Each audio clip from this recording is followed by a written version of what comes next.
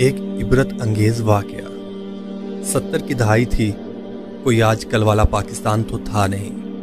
اس نے کراچی میں موجود امریکی لائبریری میں قدم رکھا اور پڑھنا شروع کر دیا۔ وہ پیاسا تھا اور علم پیتا چلا گیا۔ کچھ ہی سالوں میں انجینئرنگ میں ٹاپ کیا اور امریکہ چلا آیا۔ کام کام اور بس کام۔ وہ اپنے خاندان میں واحد گریجویٹ تھا، اکیلا خوش نصیب جسے ملک سے باہر کام ملا، اور واحد کفیل۔ کام کے دوران اس کی ایک وائٹ امریکی مارگریٹ سے شادی ہو گئی۔ ترقی پر ترقی، اپنا گھر، اپنی گاڑی، بینک بیلنس، وہ منزلوں پر منزلیں طے کرتا چلا گیا۔ کافی سالوں بعد آج اپنی بیوی کے ساتھ پاکستان لوٹا۔ 83 کا زمانہ تھا۔ سب لوگ خوب خوش ہوئے، مگر ایک ضروری کام سے کمپنی نے واپس بلا لیا۔ بیوی کو پاکستان چھوڑ کر ایک ہفتے کے بعد واپس آنے کا کہہ کر وہ امریکہ روانہ ہو گیا۔ 26 گھنٹوں کے طویل سفر کے بعد اس نے رات کی تاریکی میں نیو یارک میں موجود اپنے گھر کا دروازہ کھولا اور بستر پر آ کر اوندھے منہ لیٹ گیا کہ صبح کام پر پہنچنا تھا۔ اس نے مشکل سے 6 بجے کا الارم لگایا۔ صبح اس کی آنکھ 11 بجے کھلی۔ وہ کافی دیر تک حیران و پریشان گھڑی کو دیکھتا رہا۔ اس نے چھلانگ مار کر بستر سے اٹھنے کی کوشش کی، مگر یہ کیا، وہ تو اپنے آپ کو 1 انچ بھی نہ ہلا پایا۔ اس نے گھبراہٹ میں چیخنا چاہا، مگر کوئی آواز نہ نکل سکی۔ رات کے کسی پہر جب وہ خوابوں میں دنیا فتح کر رہا تھا تو قدرت کو کچھ اور ہی منظور تھا۔ اسے فالج کا اٹیک ہوا اور صبح تک اس کا جسم، اس کا چہرہ اور تمام عضلات کسی بھی قسم کی حرکت سے معذور ہو چکے تھے۔ اس کا دماغ کچھ کام کر رہا تھا، مگر اسے بڑی مشکل پیش آ رہی تھی، یہ سوچتے ہوئے کہ وہ کون ہے، اس کا نام کیا ہے، بیوی، بچے، ماں باپ کون ہے۔ وہ سب کچھ بھولتا چلا جا رہا تھا۔ یادداشت کا کھونا بالکل ایسا ہی ہے جیسے کوئی قسطوں میں خودکشی کرے، ہلکے ہلکے، رفتہ رفتہ، مدھم مدھم۔ وہ تمام لوگ جن کے ہونے کو ہم زندگی کہتے ہیں دماغ سے رخصت ہوتے چلے جاتے ہیں، دل میں رہتے ہیں، مگر دل تو احساسات کا مجموعہ ہے۔ شکل کو نام اور صفحات تو دماغ دیتا ہے۔ مسٹر صدیقی کو بستر پر پڑے پڑے آج تیسرا روز تھا۔ موبائل فون تو اس دور میں ہوتے نہیں تھے، اور اگر ہوتے بھی ہوں تو کون سے اس قابل تھے کہ وہ ہاتھ ہلا سکتے۔ گھر میں موجود فون بجتا رہا، کبھی آفس والے کال کرتے تو کبھی پاکستان میں گھر والے۔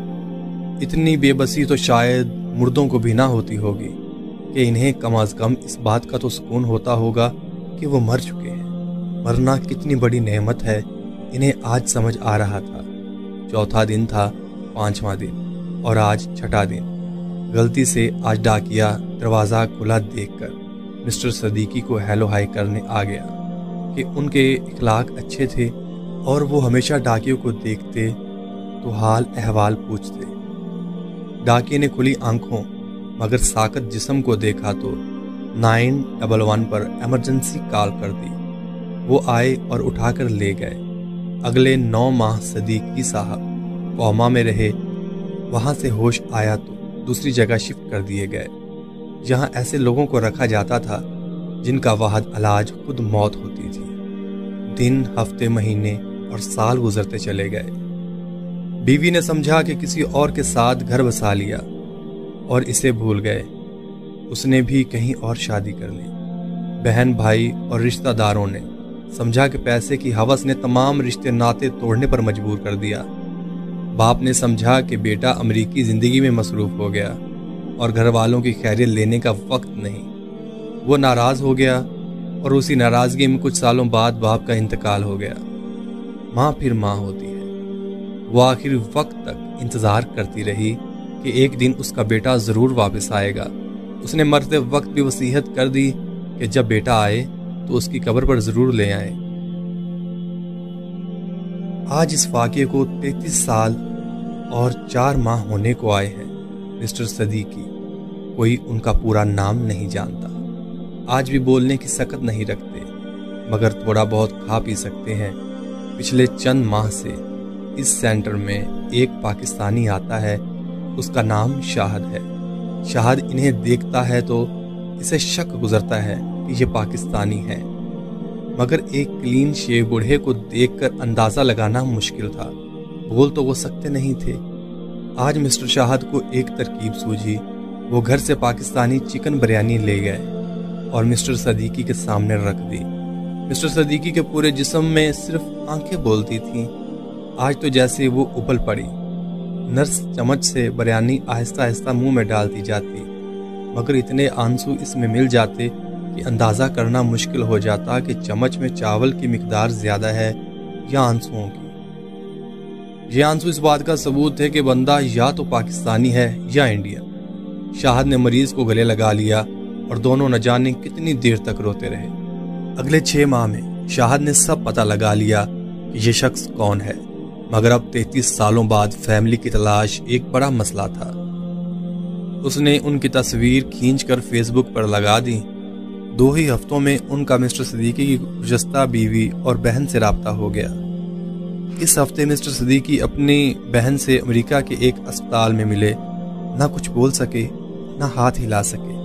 ہاں مگر آنسو تو کم وقت ہیں، فالج میں بھی نکل آتے ہیں۔ آج رات شاہد سوچ رہا تھا کہ آدمی غرور و تکبر کس بات کا کرے۔ چلتے ہوئے نظام میں سے قدرت نے ایک آدمی کو بنا موت کے 33 سال کے لیے نکال کر باہر رکھ دیا۔ وہ جو سمجھتا تھا کہ اگر وہ کام نہ کرے تو کھائے گا کہاں سے، اسے بھی بٹھا کر بلکہ لٹا کر 33 سال کھلاتے رہے۔